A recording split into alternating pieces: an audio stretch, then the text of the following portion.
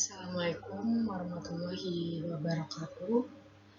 Perkenalkan, saya Tia Tri Aristi dari kelas 5A1 dengan NIM F10522210003. Jadi, pada hari ini saya akan menampilkan hasil presentasi yang telah saya buat untuk mata kuliah statistik penelitian. Untuk tabel atau isi dari presentasi yang akan saya sampaikan ada judul penelitian, rumusan masalah, terus hipotesis, untuk uji statistiknya, terus ada data penelitian, ada uji prasyarat yang digunakan, langkah-langkah pengujian dengan SPSS, dan terakhir ada uji hipotesis dan kesimpulan. Kita langsung masuk ke judul penelitian yang saya ambil dari skripsi, yaitu pengaruh media pembelajaran fisika berbantuan aplikasi Canva terhadap minat belajar. Nah, untuk rumusan masalah ada 3. Yang pertama bagaimana minat belajar fisika peserta didik SMAN 14 Goa yang diajar dengan menggunakan media pembelajaran fisika berbantuan aplikasi Canva. Yang kedua, bagaimana minat belajar fisika peserta didik SMAN 14 Goa yang diajar menggunakan media pembelajaran konvensional tanpa berbantuan aplikasi Canva. Dan yang terakhir, apakah terdapat pengaruh media pembelajaran fisika berbantuan aplikasi Canva terhadap minat belajar fisika peserta didik SMAN 14 Goa. Untuk selanjutnya ada hipotesis. Untuk hipotesis H0 yang pertama yaitu tidak ada pengaruh signifikan dari pengaruh media pembelajaran fisika berbantuan aplikasi Canva terhadap minat belajar fisika peserta didik. Untuk hipotesis alternatifnya terdapat pengaruh signifikan dari pengaruh media pembelajaran fisika berbantuan aplikasi Canva terhadap minat belajar fisika peserta didik. Untuk uji statistik, nah, penelitian ini menggunakan uji parametrik dengan menggunakan uji t-test independen t-test. Nah, syarat dari uji t-test berarti uji prasyaratnya itu harus berdistribusi normal. Nah, jumlah sampel terdiri dari 60 siswa, terdiri dari 2 kelas masing-masing 30 siswa. Yang mana jadi sampel itu 2 sampel bebas, kelas eksperimen dan kelas kontrol. Nah, untuk kriterianya, jika p-value lebih kecil dari alfa 0,05, hipotesis alternatif HA diterima. Nah, jika p-value lebih besar dari alfa 0,05, hipotesis alternatif HA ditolak, berarti tidak ada pengaruh signifikan. Selanjutnya, jika p-value lebih kecil dari alfa 0,05, H0 ditolak, dan HA diterima, berarti ada pengaruh signifikan. Jika p-value lebih besar dari alfa 0,05, H0 diterima, dan HA ditolak, berarti tidak ada pengaruh signifikan. Nah, untuk data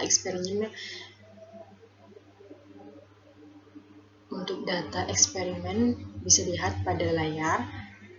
Untuk kelas eksperimen, untuk pretest, posttest, mana jumlah siswa pada kelas eksperimen berjumlah 30 orang. Untuk kategori posttest, menurut hasil data dikatakan bahwa kelas eksperimen untuk nilai posttestnya sangat tinggi, sangat memuaskan.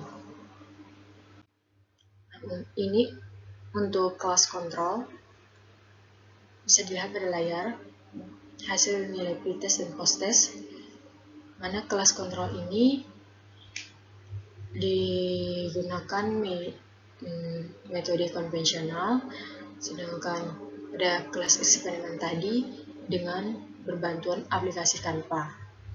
Bisa dilihat pada hasil posttest yang diperoleh, yang paling tinggi ada 109.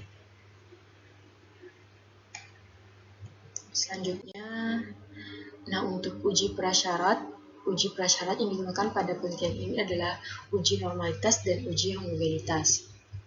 Nah, untuk uji normalitas, data penelitian selanjutnya diolah menggunakan aplikasi SPSS dengan menggunakan uji.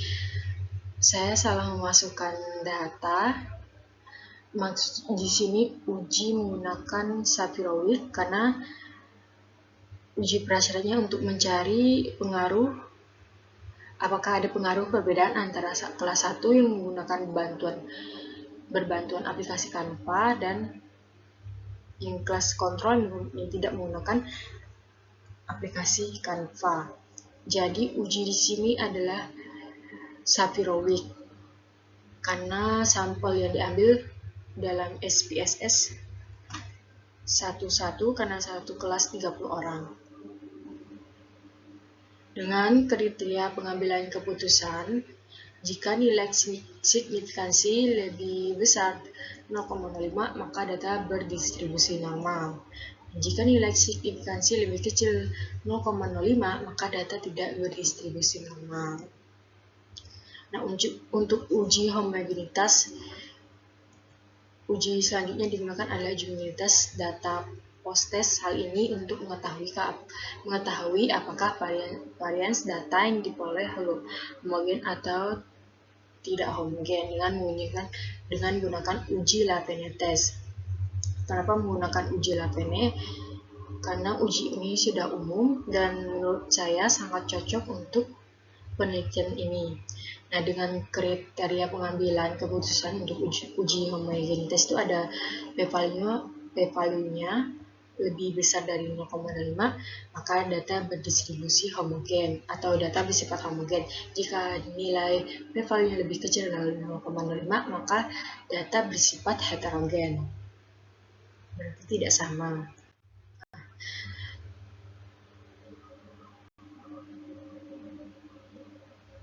Nah, selanjutnya ada langkah-langkah uji prasyarat dengan SPSS. Yang pertama, uji normalitas. Masuk ke aplikasi SPSS yang ada di perangkat. Terus pilih Tools, File, klik Import Data atau pilih Excel karena data yang saya ambil dari penelitian sudah dimasukkan ke dalam Excel. Nah, tampilan data akan tampak seperti gambar di bawah. Setelah itu, klik pada menu Analyze, pilih Deskriptif, Statistik, dan selanjutnya pilih Explore. Tampilan aplikasi SPSS pada menu akan seperti di layar, di mana untuk hasil ini adalah hasil dari post-test, dipindahkan untuk dependent list, sedangkan untuk kelas ke factor list. Setelah itu pilih plot, klik centang normality plot with t-test. Setelah itu continue. Setelah itu oke. Nah, SPSS akan memproses. Pada layar aplikasi SPSS akan muncul hasil uji dari uji normalitas seperti pada gambar di bawah, di mana pada kelas eksperimen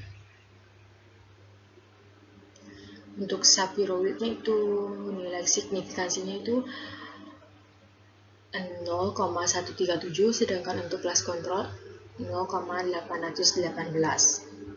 Nah, berdasarkan data pada gambar di atas menunjukkan bahwa data hasil kelas eksperimen dan kelas kontrol diperoleh nilai signifikansinya lebih besar dari 0,05 sehingga dapat disimpulkan bahwa data tersebut berdistribusi normal. Sehingga uji parametrik yang digunakan adalah uji independent sample t-test. Nah, untuk uji homogenitas caranya hampir sama. Masuk ke aplikasi SPSS, Dengan file yang masih sama, klik Analyze pada Tools. Nah, pilih yang pada menu Analyze, kita pilih Compress Main dan klik One Way ANOVA. Nah, layar tampilan SPSS akan mengarah pada One Way ANOVA. Nah, pada variabel, pindahkan bagian dependent list. Pada variabel hasil, ke dependent list, dan variabel kelas pada bagian faktor seperti pada gambar di layar. Setelah itu klik OK.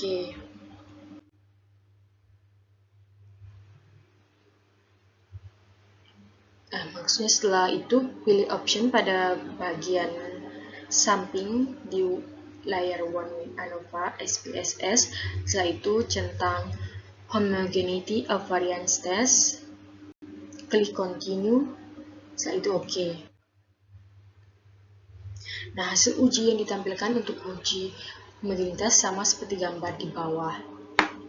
Nah, dimana test of homogeneity of variance, karena kita melihat hasil dari rata-rata, jadi yang diambil adalah nilai signifikansi ini based on mean, dimana based on mean adalah nilai rata-rata.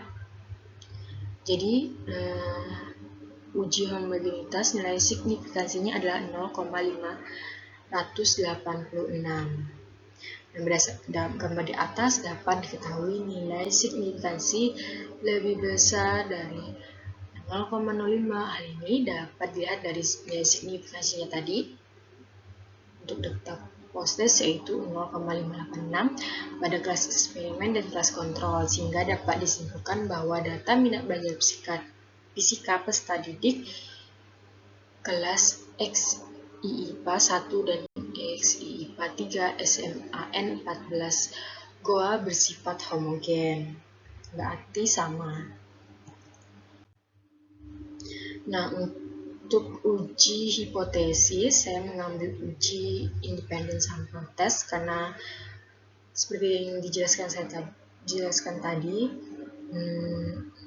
uji prasyaratnya uji normalitas berdistribusi normal dan uji homogenitas dia homogen.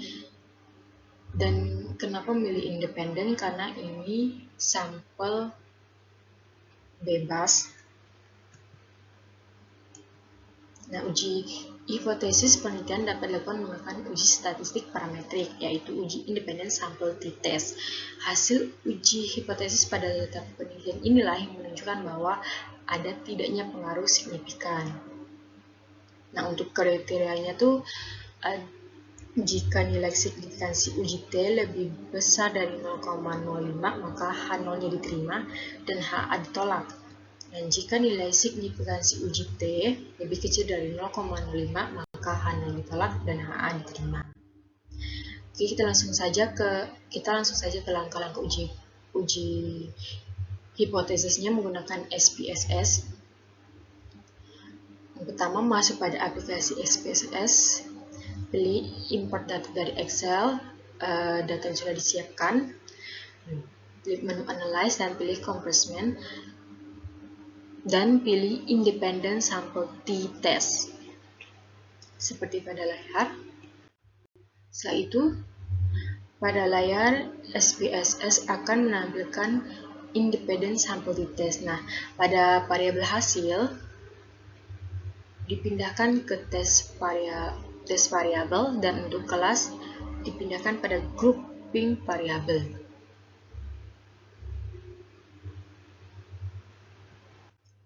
Nah, klik pada Definite Group untuk menentukan grup.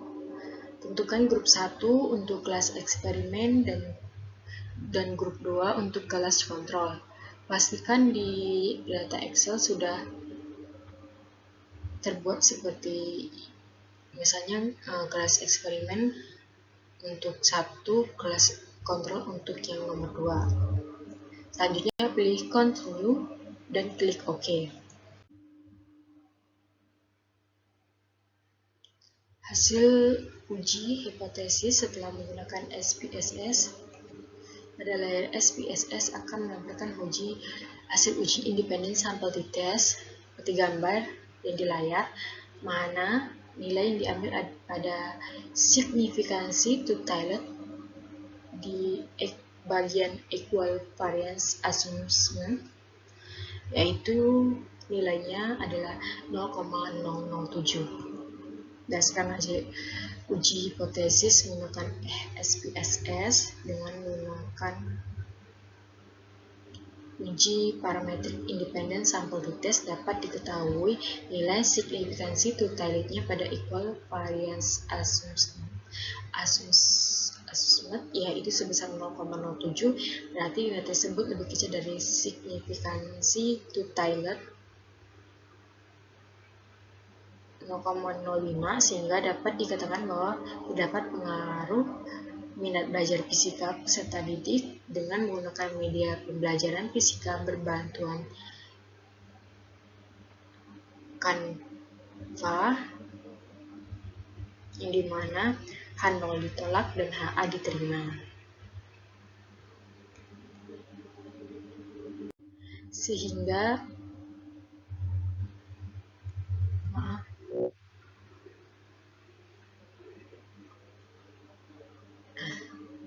baik untuk kesimpulannya, terdapat pengaruh yang signifikan dari penggunaan media pembelajaran berbasis aplikasi Canva terhadap peningkatan minat belajar siswa dalam mata pembelajaran fisika. Dari hasil uji statistik yang menggunakan SPSS menunjukkan bahwa kelompok eksperimen yang menggunakan media Canva memiliki skor minat belajar yang lebih tinggi dibandingkan kelompok kontrol dengan hanya menggunakan metode pembelajaran konvensional. Dengan demikian, penelitian ini mendukung hipotesis bahwa media pembelajaran interaktif seperti Canva dapat meningkatkan minat belajar secara efektif. Aplikasi Canva dengan fitur-fitur visual interaktifnya mampu membuat pembelajaran lebih menarik dan meningkatkan partisipasi peserta serta keterlibatan siswa dalam proses belajar. Mungkin sekian yang dapat saya sampaikan. Mohon maaf apabila ada tutur kata yang salah dalam menyampaikan presentasi. Saya akhiri presentasi dari saya ucapkan terima kasih. Wassalamualaikum warahmatullahi wabarakatuh.